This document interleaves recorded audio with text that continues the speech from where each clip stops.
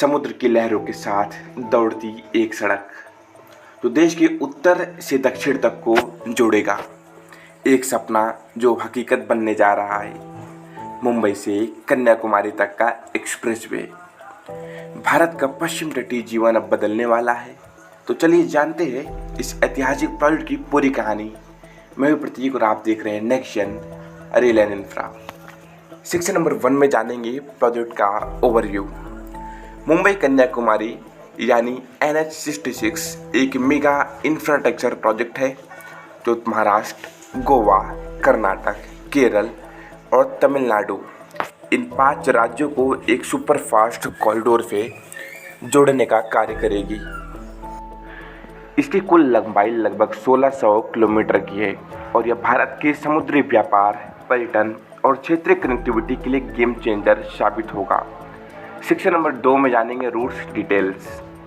इस एक्सप्रेसवे की शुरुआत होती है पनवेल, मुंबई से और यह रास्ता गुजरता है रत्नागिरी, गोवा की राजधानी पणजी, कर्नाटक का मंगलुरु, केरल के तटीय शहर कोझिकोड, कोच्चि और तिरुवनंतपुरम और अंत में पहुंचता है भारत के अंतिम छोर कन्याकुमारी तक।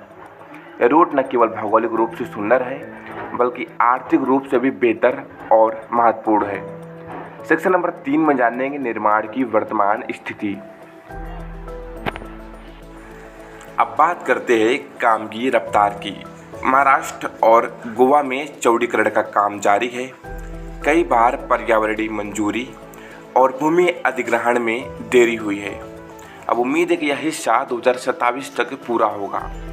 कर्नाटक में काफ़ी प्रगति हो चुकी है। कई हिस्सों को 4 लेन किया जा चुका है। केरल में 24 हिस्सों में काम को बांटा गया है। 6 सेक्शन पूरे हो चुके हैं और बाकी 2025 के अंत तक पूरा होने का उम्मीद है। तमिलनाडु के हिस्से में काम तेज़ी से चल रहा है और यहाँ फाइनल कनेक्शन देने वाला राज्य बनने वाला है। सेक्शन नंबर 4 में जानेंगे इस प्रोजेक्ट का महत्व क्या है। मुंबई से कन्याकुमारी तक का यह एक्सप्रेसवे केवल एक सड़क नहीं है, यह एक नया भारत बनने की ओर बढ़ता कदम। यात्रा का समय आधा हो जाएगा।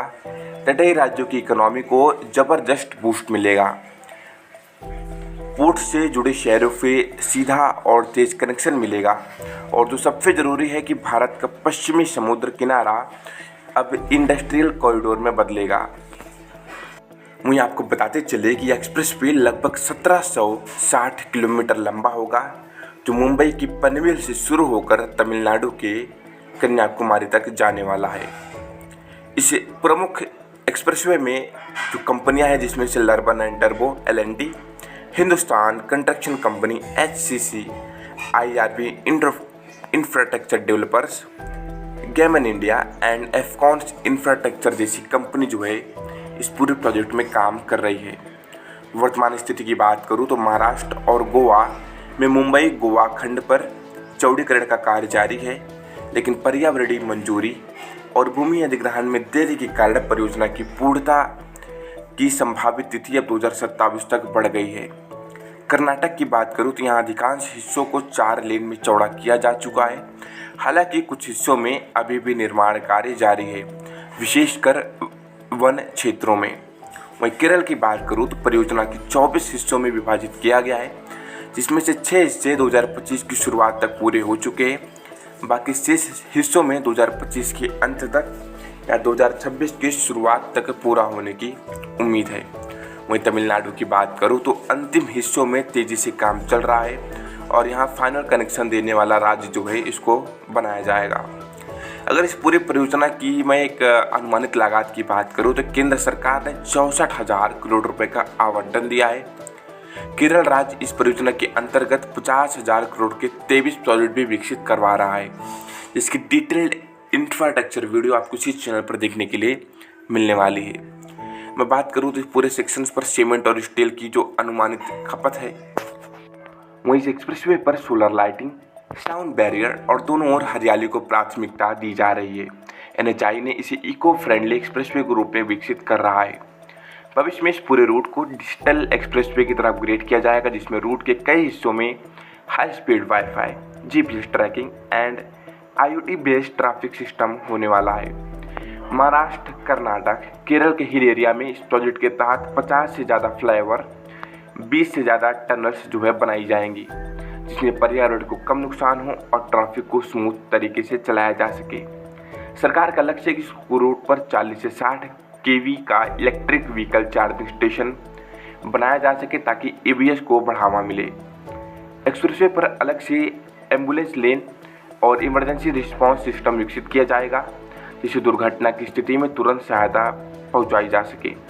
इस प्रोजेक्ट के चलते लगभग 1.5 लाख से ज़्यादा लोगों को प्रत्यक्ष या अप्रत्यक्ष रूप से रोजगार मिला है, जिसमें इंजीनियर, मजदूर, truck driver, real estate worker आदि शामिल है।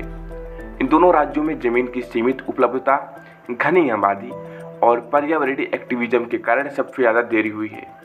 यहाँ पर रोड और चौड़ाई की जो सीमित है वो 45 मीटर रखी गई है, जबकि बाकी राज्यों में यही जो लंबाई है वो लगभग 60 मीटर तक है। इस पूरे कॉरिडोर में लगभग सीमेंट और स्टील की जो खपत है वो 26,928 करोड़ रुपए जो है होने वाली है। बता दूं कि एक्सप्रेसवे के साथ साथ भारत सरकार इंडस्ट्रियल क्लस्टर, लॉजिस्टिक पार्क और पोर्ट कनेक्टिविटी जैसी सुविधाएं भी विकसित कर रही है। इसका मकसद है कि भारत के पश्चिम तटीय राज्यों को मैन्युफैक्चरिंग और ट्रेड को बढ़ावा देना। जब यह प्रोजेक्ट पूरा होगा तो न केवल भारत के नक्शों को बदलेगा बल्कि बदल देगा करोड़ों लोगों की जिंदगी भी। फिलहाल इस इंफ्रास्ट्रक्चर वीडियो के लिए धन्यवाद। मिलते हैं कुछ नई वीडियो के साथ में, तब तक के लिए जय हिंद।